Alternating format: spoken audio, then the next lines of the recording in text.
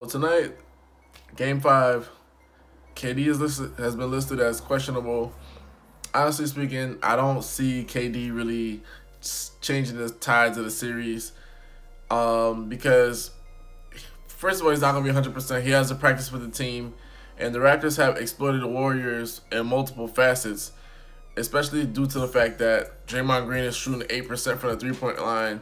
Andre Iguodala is averaging I think 2 to 4 points per game in this series, and he's shooting 21% from the three-point line.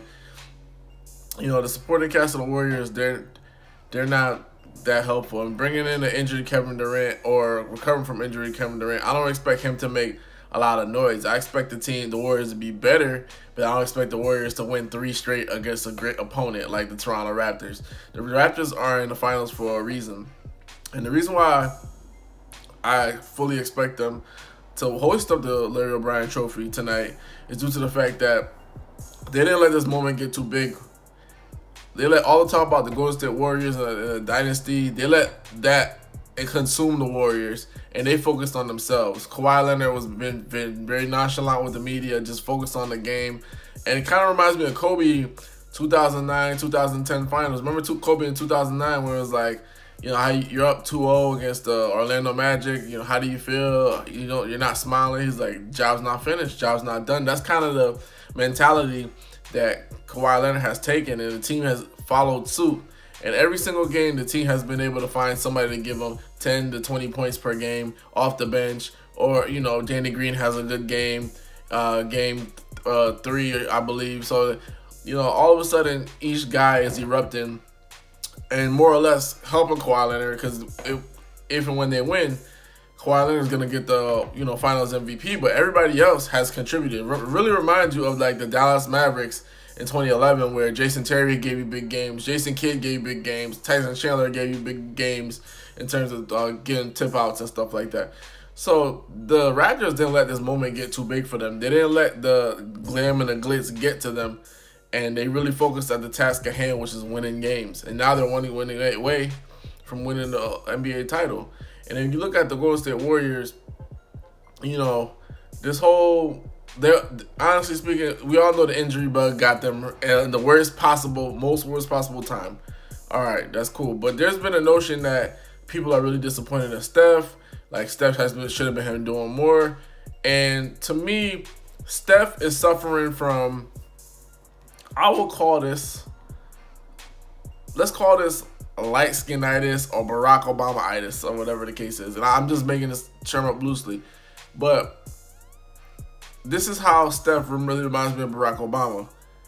It's like Steph is supposed to solve all the problems all at once. Like when Barack Obama was elected president, many minorities felt like, okay, this solves all the problems all at once. And then when Barack Obama left office, and even during his stint as a president, minorities questioned him, and they really downed what he did and downplayed what he did as a president, because they felt like Barack wasn't quote-unquote black enough, or he didn't do what he was supposed to do in terms of being a savior.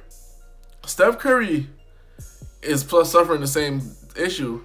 He scores 34 game 1, loses. He scores 23 game 2, good enough to win. He didn't play extremely well, but he didn't play extremely bad. Game 3, he scores 47. Game 4, he scores 27. 27 was inefficient. Game 2 and 4, he was inefficient.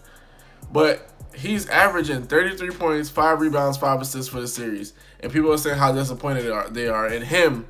But they're not really going to talk about how disappointed they are in Draymond for shooting 8% from 3. They're not going to talk about how they're mad at Iggy for giving you less than 10 points per game in the series.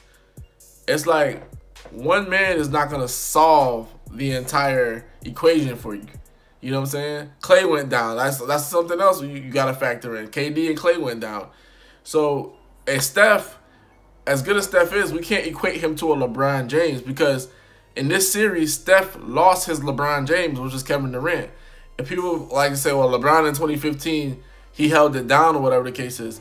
That's true, but would you expect Kyrie, if LeBron and Love went down, to hold it down no. You would expect him to get swept or whatever. Steph is a point guard. He's not like a LeBron James where He's muscular. He handles all this business on the block or whatever the case is. He's a shooter. So people are saying, like, we're not seeing these flurries or whatever the case is. But he's essentially doing his job and handling it how he's supposed to be doing. What's essentially going down is what the Golden State Warriors did to the Portland Trailblazers is what's being done to them. They're negating Steph and Clay, and Clay's already hobbled. They're negating those guys and saying, hey, everybody else beat us. And nobody else has been able to step up whatsoever. So the whole notion that there's people very, very disappointed in a guy averaging 33, 5 and 5, albeit that admit he's not shooting highly efficient, but they're boxing one of them, they're double team every chance they get. He's still averaging 33. It's not like he's giving you a 21-point game, a 15-point game, none of that.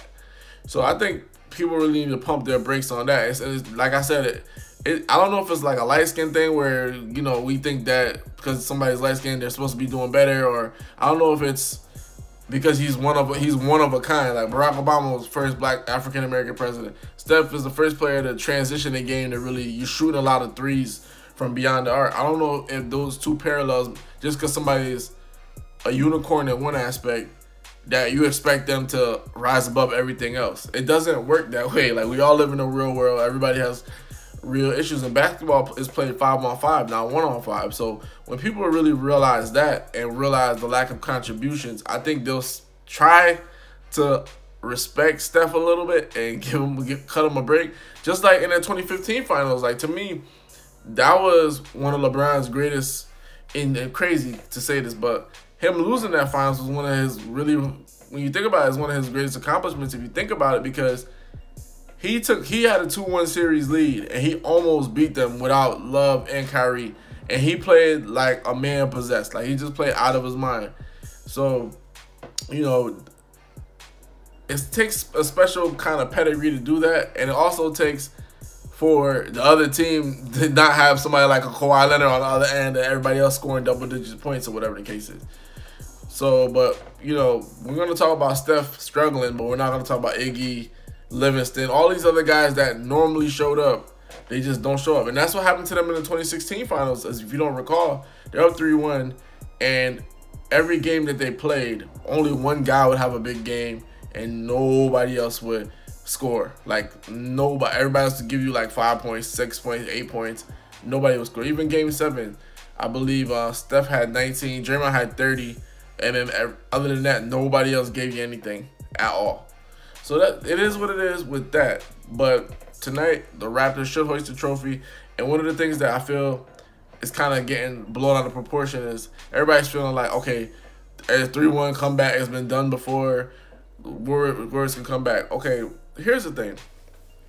The reason why the 3-1 comeback is so infamous, whatever the case is, Cleveland Cavaliers got help from the league. The league didn't want the finals to end that soon. They wanted a long extended series. They suspended Draymond Green. They muddied up the rules where they could push around the Warriors and not get any calls. But if the Warriors did the same thing to the Cavs, they call foul every single time. If you watch, Steph fouled out one of those games. I believe it was game 4. He fouled out. If you're watching something like that, you're watching those games, and you see how the stimulus package that that's what Stephen A. Smith called the stimulus package that the Cleveland Cavaliers got. Of course, it extended the series, or whatever the case is. And you got to remember, in that series, Warriors, Steph was hobbled in that series, and then Bogut went down, and Andre Iguodala got hurt as well. There's no 3-1 comeback in the midst of this because all the injuries on the Warriors side once again, and there's no suspensions, and there's no injuries or anything crazy that's going on with the Raptors. Kawhi Leonard has really been able to mitigate his quad injury, and he's been rested, and they've been able to find him minutes. That being said, there's no way possible unless all of a sudden Clay is 100, KD's 100, and they are able to get some kind of weird call or suspension or an injury to one of the Raptors players, God forbid, there's no 3-1 in comeback. So I don't even know why we're even talking about that. I think the players can talk about it and wholeheartedly kind of believe in it because they've done it. They did it against OKC. The Warriors did against OKC. Durant was on that OKC team when it happened. That makes sense. But for the media to really think in the NBA Finals, the way the Warriors have been unable to guard a pick and roll, unable to get contributions from Draymond Green, unable to get help from Livingston and Iguodala, unable to really get anything from Boogie besides one game, can you really think that, hey, they're going to come back from 3-1? And if they did, that would be great because I picked the Warriors in a 6 or 7 game series. But you got to be realistic in this sense. That's not something that's going to happen because this series has been played straight up until now. So up until now, it's been played straight up. I don't see the NBA allowing weird stuff to happen and guys getting ejected and other things like that. I don't see that happening. I don't see any of that happening. The Raptors are going to be the champions, and that's it. That's going to be it for the Warriors dynasty. Unless KD chooses to stay, which this gives him an excuse to stay. Like, hey, we lost. We needed you to stay. And he stays, and that blows up the whole proportion that Warriors could play better without him. But you could say it blows up that notion, but if you think about it, before the Klay injury, the series is tied 1-1. Klay doesn't play Game 3. So what happens if Klay plays Game 3? If they win, if they go up 2-1, and then they lose Game 4, and the series is tied 2-2. So and that's the whole thing about hypotheticals, but at the end of the day, I think we need to stop disrespecting the game of basketball and disrespecting these teams like, oh, there's still a comeback. Even like last year before LeBron got swept, you know, they're going to come back like they did in 2016. The year after that when they won and Warriors won at 5. It's just, let's stop disrespecting the game. The only way that these comebacks happen is if there's external forces pushing. And they're very rare. You know what I'm saying? Either external forces pushing or all of a sudden somebody gets healthy. And I don't see that happening for the Warriors. And I picked them to win this series, but this series is over. Hoops Junction, Hoops meets Hoopla. Like, comment, subscribe.